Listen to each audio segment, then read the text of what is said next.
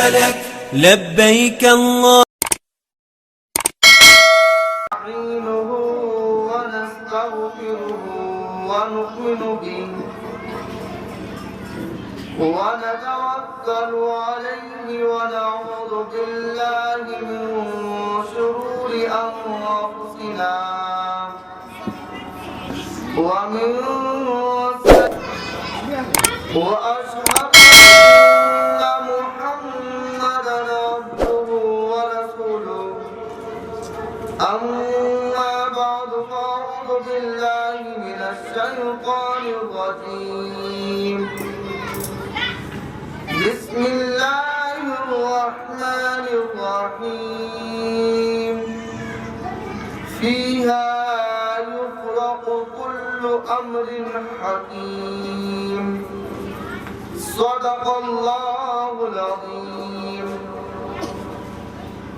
حضرات کرام، خطبہ مسنونہ کے بعد قرآن عظیم سے ایک آیت کریمہ تلاوت کی، اس پر کچھ لب کشائی کرنے سے پہلے تمام حضرات امام الانبیاء حضور پاک صلی اللہ علیہ وسلم کی بارگاہ میں تعالی سیدنا و شفیعنا و مولانا محمد مبارک وسلم. حضرات، یہ جو پروگرام منعقد ہوا یہ اللہ نے ایک نعمت عطا فرمائی بیٹے کی شکل میں. مسلمان تو وہ اس وقت تھا جب اللہ جل شانہ و عم نوالہ نے اس کا ذکر اللہ نے اسے دنیا میں لانے کے وسیلے بنا دیے. جب دنیا میں تشریف لے آئے، گھر کے اندر بہت خاندان کے اندر، جب مسلمانوں کے گھروں کے اندر بچے پیدا ہوتے ہیں تو مذہب اسلام یہ کہتا ہے کہ اول وقت جب گود میں آ جائے تو سب سے پہلے اللہ کا نام اس کی کان تک پہنچا دو. محمد رسول اللہ کا نام اس کے کانوں تک پہنچا دو. لیا جاتا ہے تو اس کا دل، اس کا جسم ٹھہر جاتا ہے. اللہ نے اسے پیدا کیا ہے. پھر اس کے بعد جو دیندار خاتون گھر کے اندر ہوتی ہیں وہ گود میں لے کر کے بچوں کو اللہ اللہ کرتی رہتی ہیں. اللہ کی محبت دل کے اندر بس جاتی ہے. جب مائیں نبی پاک صلی اللہ علیہ وسلم پر درود پڑھتی ہیں تو درود کی محبت بچوں کے سینوں میں بس جاتی ہے. پھر اس کے بعد جو ہماری اور تمہاری زبانوں پر دنیا میں بھی نہیں آیا، اللہ نے اس کی تقدیر میں نبی اور اپنی محبت کو لکھ دیا تھا. وہ اس وقت بھی مسلمان تھا، لیکن ہمارے دیہات اور گاؤں کے اندر یہ دستور رائج ہے کہ اس وقت بچہ مسلمان ہوتا ہے، اعضائے جسم میں ایک کھال مزاج ہوتی ہے، اس کو دور کر دیا جائے، سمجھتے ہیں کہ وہ مسلمان ہو گیا. یہ جو آج ختنہ ہو رہی ہیں عبداللہ کی، ایک اعضائے جسم میں مزاج کھال ہے، وہ کٹ گئی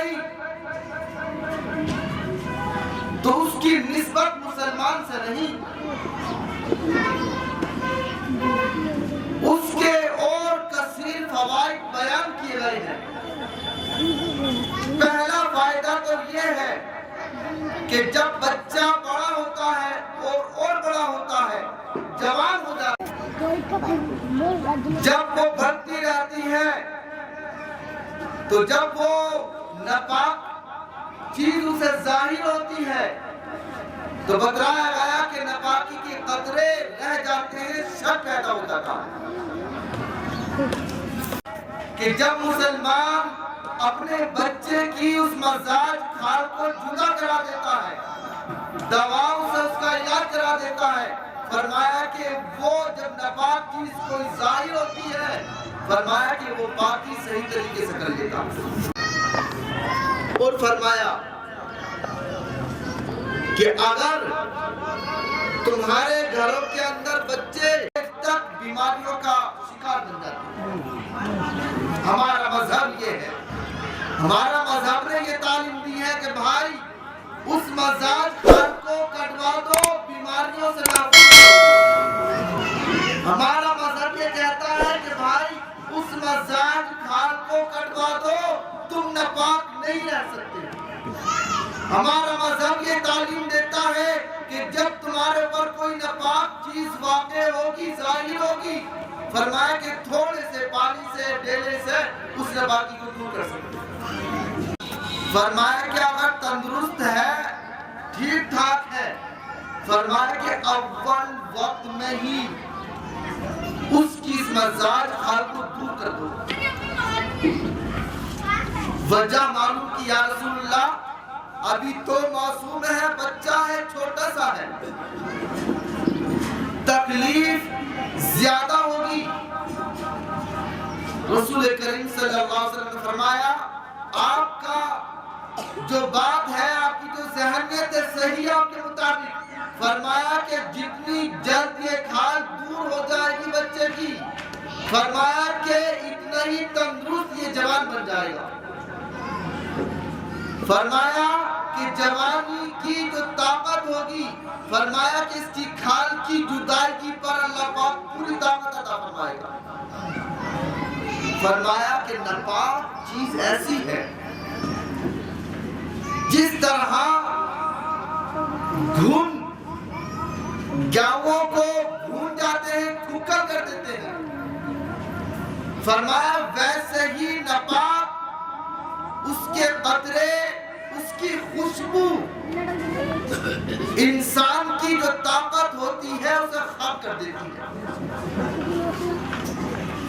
اسی لیے تو کفار اور مشرکین کی نگاہوں میں اگر کوئی دکھائی دیتا ہے، اگر کوئی نظر آتا ہے تو وہ صرف اور صرف یہ مسلمان کا بچہ ہی نظر آتا ہے۔ انہیں کسی جانور سے ڈر نہیں لگتا، انہیں کسی شیر یا کسی اور خوخار جانور سے ڈر نہیں لگتا ہے، انہیں راستے میں چلنے والی سواریوں سے ڈر نہیں لگتا ہے جتنا ڈر ایک مسلمان کے بچے سے لگتا ہے۔ اس کی وجہ کیا ہے؟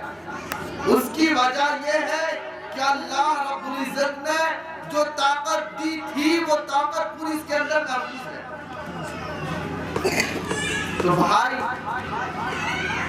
آج جو عبداللہ کی تشریف آئی تھی اور اب اس کے اندر جو ایک مزاج خال تھی وہ کٹنے جا رہی ہے، آج حقیقت میں وہ ناپاکی سے نجات پائیں گے۔ مسلمان تو وہ اس وقت بھی تھے جب اللہ کا نام ان کے کانوں میں لیا گیا۔ تو مسلمانوں اول وقت کے اندر اپنے بچوں کی مسلمانی کرایا کرو، کیونکہ صحت مندی بچہ رہتا ہے اور بچہ ناپاک بھی نہیں رہتا ہے۔ ایک حدیث پاک کے اندر اللہ کے رسول صلی اللہ علیہ وسلم نے فرمایا کہ جس گھر، فرمایا کہ اس گھر کے اندر اللہ کی رحمت نازل ہوتی ہے۔ ایک حدیث پاک کے اندر اللہ کے رسول صلی اللہ علیہ وسلم نے فرمایا کہ میری امت سب سے پہلے اپنے بچوں کو 3 چیزیں سکھاؤ۔ رسول کریم صلی اللہ علیہ وسلم نے فرمایا کہ سب سے پہلے اپنے بچوں کے دلوں کے اندر میری اور میرے اہل بیت کی محبت بٹھاؤ۔